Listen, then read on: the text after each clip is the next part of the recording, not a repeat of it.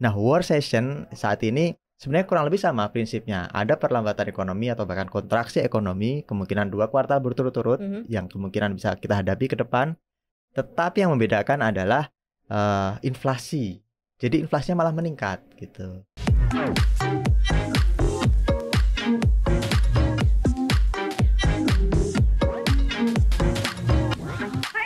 Selamat datang di podcast Cuap-Cuap Cuan. Seperti biasa hari Rabu lagi waktunya koneksi konten Ekonomi seksi. Yes, hari ini ada konten yang sangat seksi pastinya untuk Sobat Cuan ya. Seperti biasa bareng Maria Katarina, Head of Research CNBC Indonesia, Arif Gunawan, dan juga ada Adam Isa di sini, produser CNBC Indonesia. Kita akan bahas konten yang seksi-seksi buat Sobat Cuan ya. Ya, hari ini kan kita akan angkat sebuah tema yang nggak tahu sih ini masuk ke kategori seksi nggak sih menurut lo?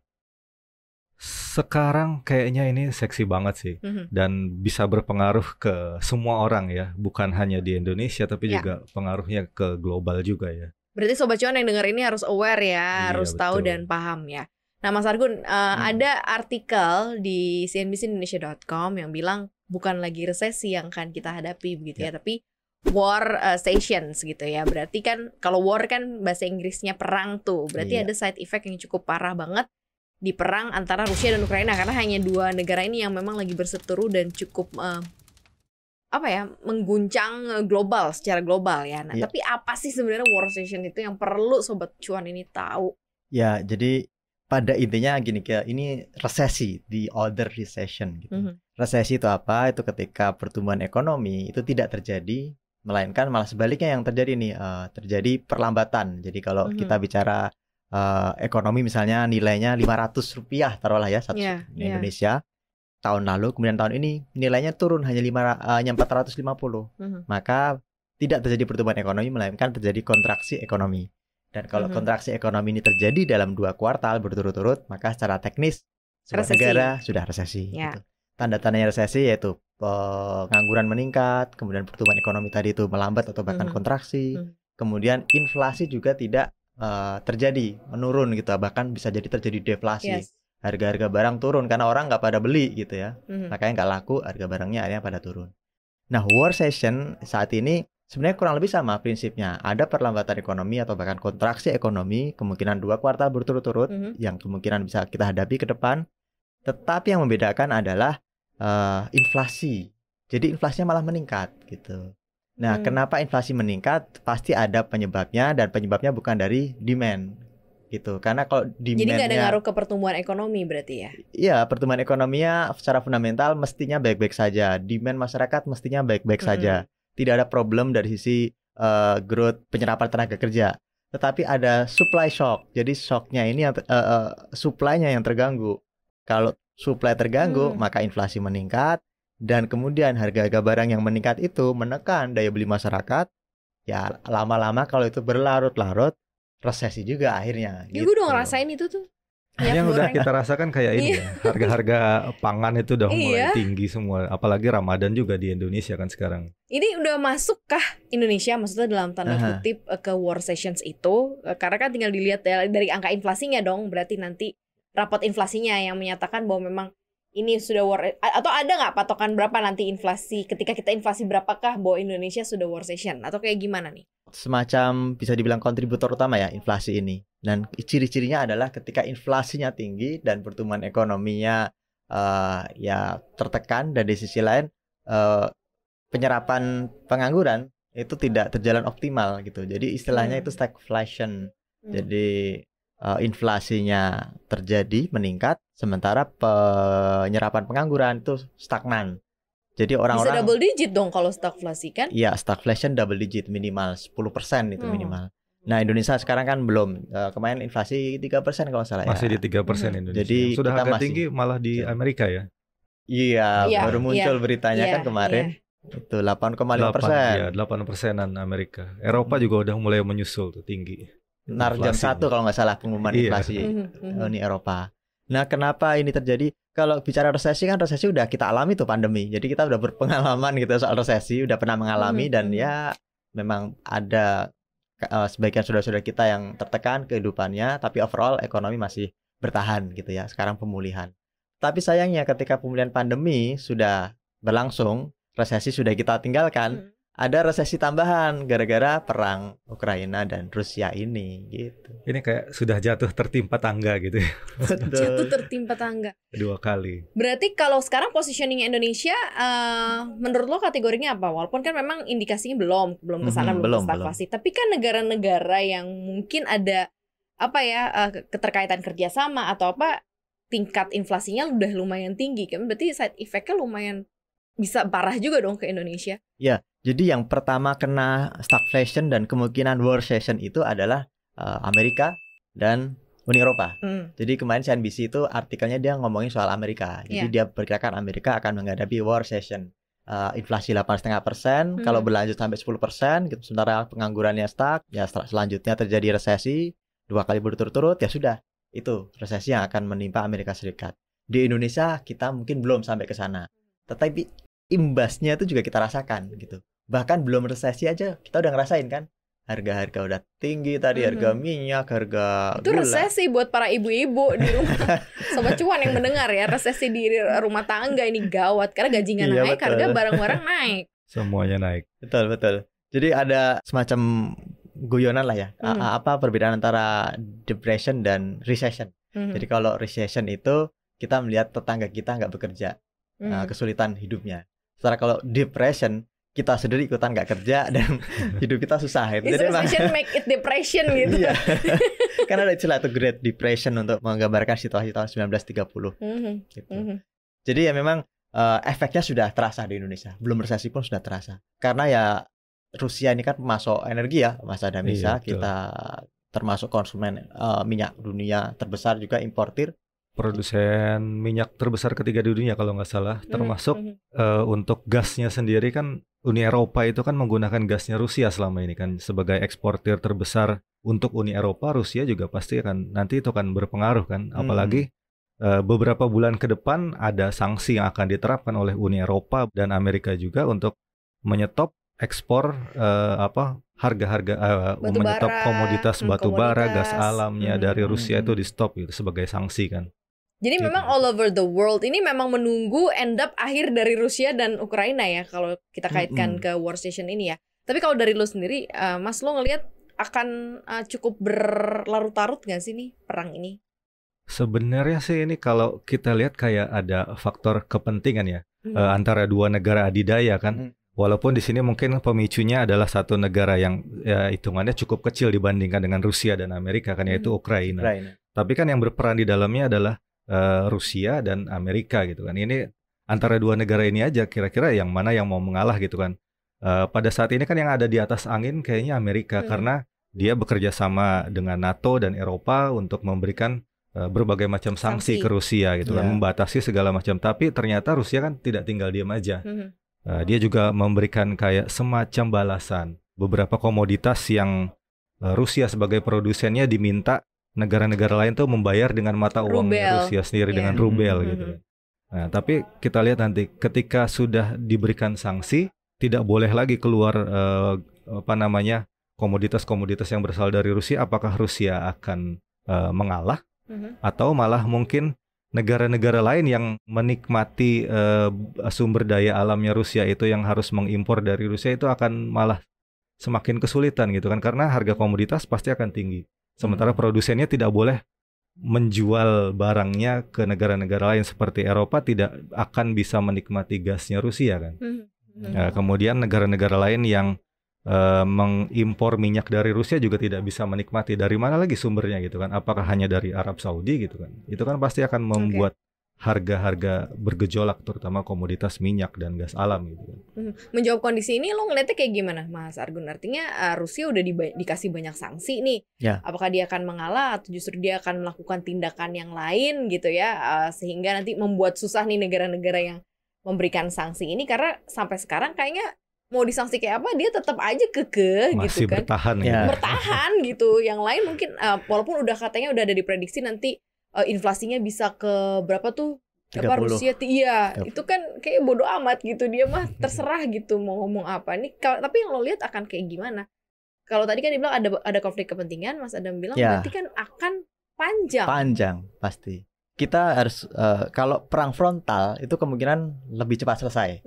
Tapi kalau perang proksi yang sekarang terjadi ya, yang pemainnya kan Rusia dan Ukraina yang di atas panggung. Tapi di belakang panggung kan, di belakang Ukraina ada tadi NATO, Amerika. Mereka masuk senjata, ngasih sanksi ke Rusia. Jadi perang proksi biasanya berlangsung lama. Contohnya apa? Suriah. Suriah itu kan bertahun-tahun gitu ya perangnya di situ. Yaman juga yang perang kan di atas kertas cuma pemberontak dan Arab Saudi. Tadi belakangnya ada Iran kan di balik Houthi gitu. Nah, ketika perang proksi ini berlarut-larut, ya sudah efeknya akan panjang. Dan ini yang kita khawatirkan akan memukul Indonesia pada akhirnya. Mungkin setahun 2 tahun pertama kita masih bisa bertahan lah ya.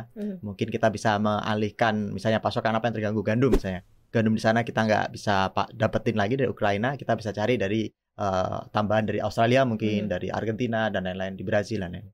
Kalau itu setahun 2 tahun mungkin masih bisa. Tapi kalau 3 tahun, ya kebutuhan setiap negara kan tetap sama dan bahkan bertumbuh. Sementara supply-nya tadi berkurang di Ukraina, kemudian cadangan-cadangan yang ada di Australia, ada yang di Brazil, Argentina tuh udah kepake setahun 2 tahun pertama. Setelah itu apa? Rebutan gitu. Contohnya itu. Jadi ini yang kemungkinan harus kita antisipasi. Mungkin nih pemerintah dan kita semua masyarakat Indonesia harus mulai mempersiapkan sikap mental kita. Kita akan menghadapi situasi krisis, sense of crisis harus dipegang. Jadi jangan menganggap masuknya akan dari mana dulu ya Mas krisisnya ya? Dari harga pangan dan energi, itu yang paling penting. Dan itu akan ya, kalau kita bicara pangan kan di Indonesia masyarakat miskin itu naik turunnya itu ya karena faktor pangan. Kalau harga pangan naik, harga beras naik, ya sudah angka kemiskinan meningkat gitu. Dan itu yang akan menimbulkan gejolak sosial di Indonesia kalau tidak diatasi. Makanya sense of crisis-nya itu kita harus pegang. Pemerintah harus mulai mencari tahu apa aja alternatif yang bisa diambil untuk mengatasi problem pasokan pangan ini. Contohnya misalnya kayak gandum dan apa itu kan dari Ukraina gitu ya. Jagung, nah, itu minyak biji bunga matahari juga dari Ukraina itu. Berarti pemerintah harus mencari subsidiarisnya atau negara lainnya? Iya, kontraknya. Atau dalam negerinya? Kontraknya harus diamanin dulu dari luar negeri minimal ya. Karena kalau kita nanam kan butuh waktu, paling enggak 6 bulan atau 10 bulan misalnya kan. Nah, kita cari kontrak dulu dari Australia misalnya, kita amankan tambahan pasokan berapa itu sebelum diambil oleh negara lain. Dan di sisi lain, di dalam negeri juga kita harus mulai menggenjot produksi gandum. Gandum ini kan katanya nggak bisa ditanam di Indonesia, itu udah terpatahkan mitos itu. Itu hoax ya. IPB udah mengembangkan varietas baru yang bisa ditanam di Indonesia. Di Jawa Timur udah ada tuh lahan pertanian gandum. Nah, ini harusnya ditanam di Indonesia. Termasuk kita juga nih konsumen terigu ini. Iya, gandum esensial loh. Lo mau makan roti, mie. Iya nggak sih? Iya. Dan kita juga harus mulai membiasakan diri untuk ya variasi makanan. Kalau ternyata mie-nya lagi nggak ada, nggak usah borong gitu. Kalau borong itu tadi inflasi, bos. Iya. Oke, itu kalau misalnya pangan gitu ya. Kalau yang lain kan masuknya energi dan pangan. Nah, energi itu yang paling berat emang kita nanti bicara soal BBM. Nah, pasti lari-larinya harga BBM akan naik. Makin tinggi ya harga BBM ya. Kalau dari sisi gitu. Kalau dari sisi personal, pengamanannya cari tempat yang kasih gaji lebih tinggi enggak? Tapi lo ngeliatnya kayak gimana Mas Adam? Apa ya, kalau untuk masalah krisis ini ya sebenarnya kan kalau dari pemerintah sendiri sebenarnya tahun 2022 ini kan Menteri Keuangan Sri Mulyani sudah bilang bahwa dia akan lebih fokus ke subsidi energi kan. Jadi memanfaatkan harga komoditas yang sedang tinggi untuk pendapatan negara yang lebih baik lagi. Tapi kan di sisi lain juga ternyata ada dua sisi mata uang ya. Ada yang terimbas juga, masyarakat kecil seperti banyak di sini kan banyak yang menggunakan Pertalite. Terus Pertalite ini lama-lama langka. Terus Menko Luhut sebelumnya juga udah bilang tidak mungkin harga Pertalite dan gas 3 kilo hanya akan di sini-sini aja gitu kan. 7.650 pasti akan naik gitu kan. Sementara gas 3 kilo juga yang tadinya sekitar 17 sampai 20.000 juga pasti akan naik. Dalam jangka waktu mungkin beberapa bulan ke depan ini mulai akan berdampak ke masyarakat kecil kan. Nah, sekarang aja Pertamax naik itu sudah mulai banyak orang yang beralih ke BBM yang bersubsidi gitu kan. Kalau kayak gitu kan subsidi untuk Pertalite ini, BBM yang bersubsidi itu kan pasti akan jebol. Pemerintah juga pasti akan lama-lama terkena dampaknya juga gitu kan. Bukan malah mendapat untung, malah jadi buntung gitu kan dengan kondisi yang seperti ini. Benar. Ya, kalau untuk pangan sendiri mungkin Indonesia bisa lebih tabah mungkin orangnya daripada mungkin orang-orang di negara lain ya. Kalau tidak bisa beli mie mungkin bisa mencari sumber makan yang lain, bisa kayak makan singkong apa segala macam gitu kan, jagung gitu kan. Apa aja bisa disubstitusi untuk pangan mungkin masih itu ya. Sayangnya. Nah makanya emang sepertinya perlu itu kita harus kan? Perkuat nih substitusi pangan di Indonesia mungkin masih cukup banyak ya gitu kan. Nggak ada nasi mungkin bisa ubi, jagung dan lain-lain gitu kan. Makanya sebelumnya juga kan sudah ada food estate yang sedang dikembangkan di dalam negeri kan. Cuma kan kita belum tahu perkembangannya hingga saat ini seperti apa kan. Apakah bisa memenuhi kebutuhan pangan di dalam negeri untuk dalam misalnya periode 1 tahun gitu kan. Nah itu kan kita harus prediksi juga seperti apa gitu. Ini kayak balap-balapan ya, maksudnya dalam negeri harus compete dengan apa yang terjadi di luar gitu. Mungkin kalau tadinya dipikir perangnya Rusia sama Ukraina, ternyata efeknya ke Indonesia juga gitu ya. Nah, yang paling cepat berarti cuman ke kontrak itu tadi ya Mas ya? Ya, paling dalam jangka pendek. Paling cepat jangka pendek itu. Kontrak pangan, ya harganya pasti udah ditetapkan. Kemudian kalau BBM ya mungkin produksi dalam negeri belum bisa ditingkatkan dalam waktu dekat ya, karena kan masih nunggu pengembangan laut dalam dan itu nilainya besar, lama. Ya memang kita akan rawannya di sini. Kalau pangan masih ada peluang tadi itu, kita ngamanin pasokan dari luar negeri lewat kontrak atau bahkan nanam dari sini di Indonesia mulai sekarang juga. Kalau pemerintah serius, kita mungkin bisa akan mengatasi atau kalis dari risiko pangan itu. Tapi risiko energi ini yang susah nih, gitu. Karena barang yang tidak tergantikan ya. Tidak tergantikan dan ya nggak bisa diganti apa. Kalau mobil kita minyak gorengnya mahal juga. Kalau bisa ya. Andai bisa diganti minyak gorengnya juga mahal ya kan. Iya, masalahnya non renewable energy ini kan stoknya terbatas gitu kan. Dan semakin sedikit stok tapi permintaan semakin tinggi juga harga pasti akan melambung gitu kan. Ya.